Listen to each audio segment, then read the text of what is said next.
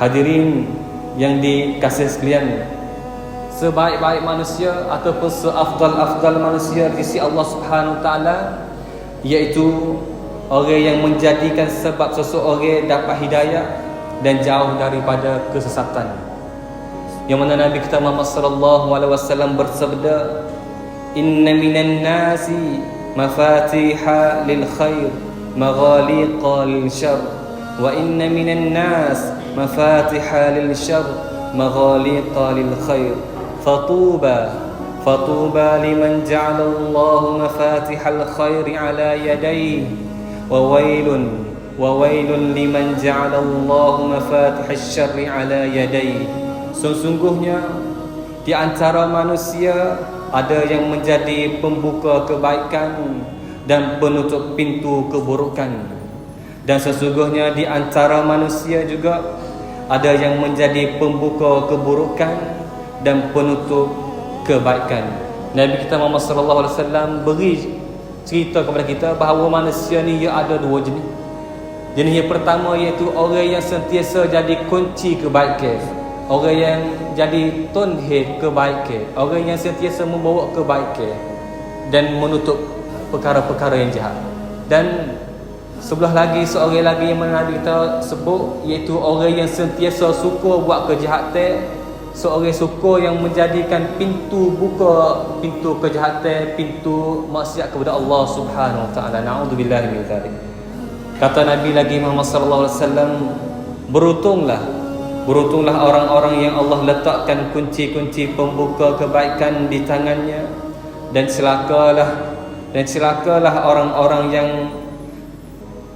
yang pembuka keburukan di tangannya. Pada hari ini kita cuba tanya kita diri sendiri, kita duduk di dalam golongan mana?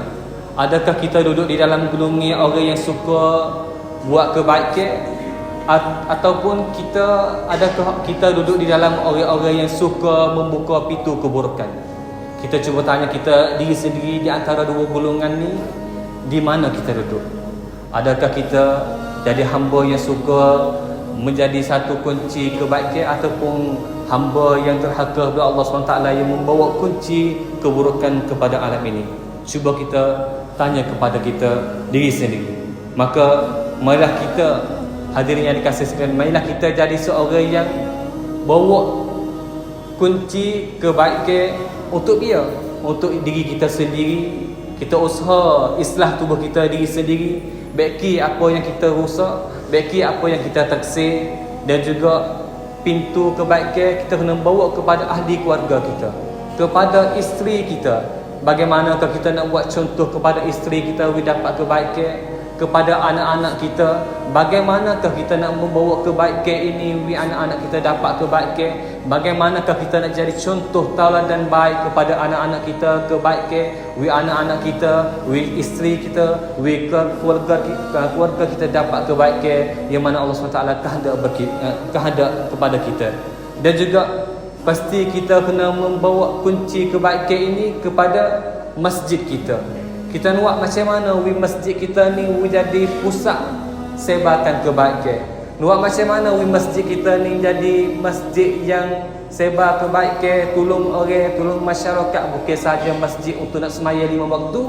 Bahkan kita kena adakan peranan masjid kita, peranan yang mensebarkan kebaikan, sebarkan kunci-kunci, pintu-pintu yang mana Allah SWT buka rahmat dia.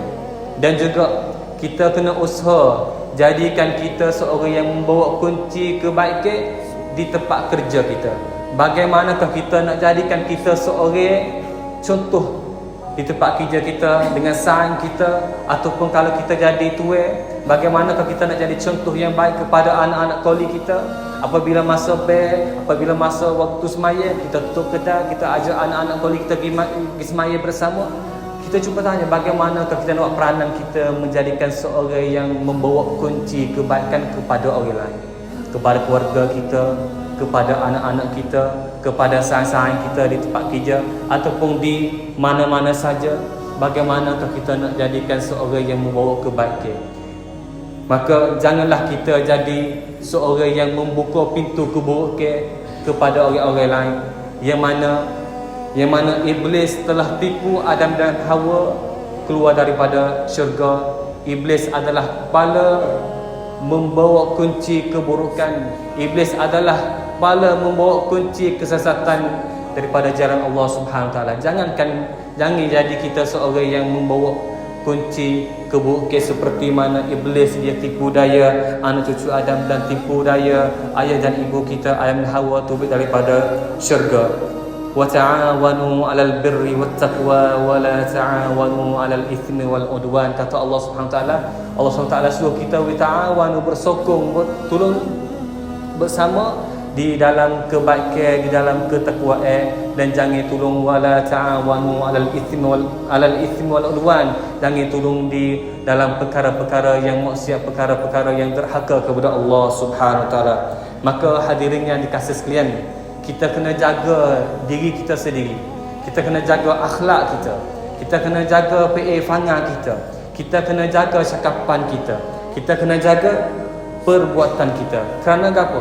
Kerana semua itu dia boleh jadi contoh kepada orang lain. Kalau akhlak kita baik, kalau perbuatan kita comel, kalau peifanga kita baik, semua itu akan jadikan contoh kepada orang-orang yang lain, dan orang-orang lain dia akan dapat kebaikan daripada kita. Bahkan kalau kita buat akhlak tak molek, cakap tak molek, cakap tak jujur, cakap perkara-perkara yang haram, ataupun tingkah laku kita tak comel, kalau orang lain nampak kita buat perkara-perkara yang jahat, dia akan dapat kesan-kesan daripada kita, dan kita akan tanggungjawab apa yang kita buat.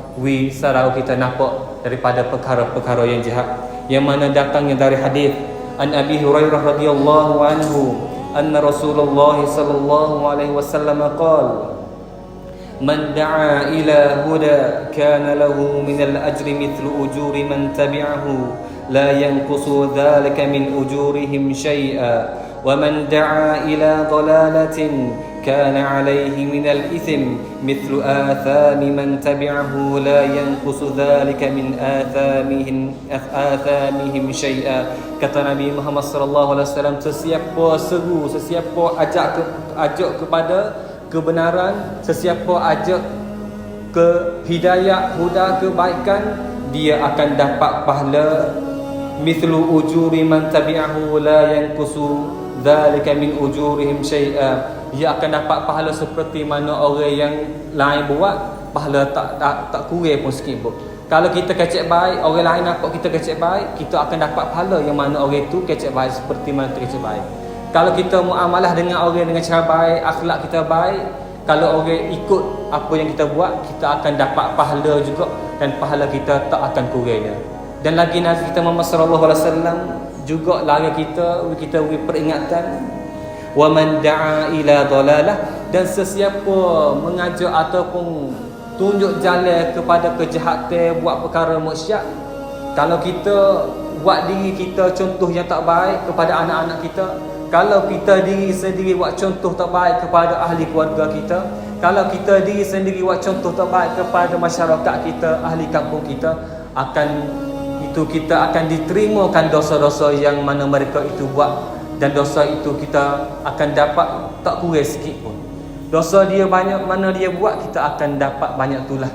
Maka hadirin yang dikasihi sekalian, kita kena perhatian di dalam tiap gerak kita, tiap akhlak kita, tiap fi'ifanga kita, cakapan kita kena jaga baik.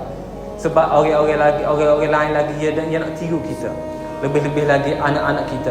Kita cuba bayangkan anak-anak kita lepas dia kelik sekolah, bagaimanakah keadaan dia nampak kita? Adakah dia lepas dia kelik sekolah dia nampak kita baca Al-Quran, ataupun dia nampak kita duk main burung? Ketika anak kita balik sekolah petang-petang, adakah dia nampak kita duk zikrullah, ataupun dia nampak kita merokok?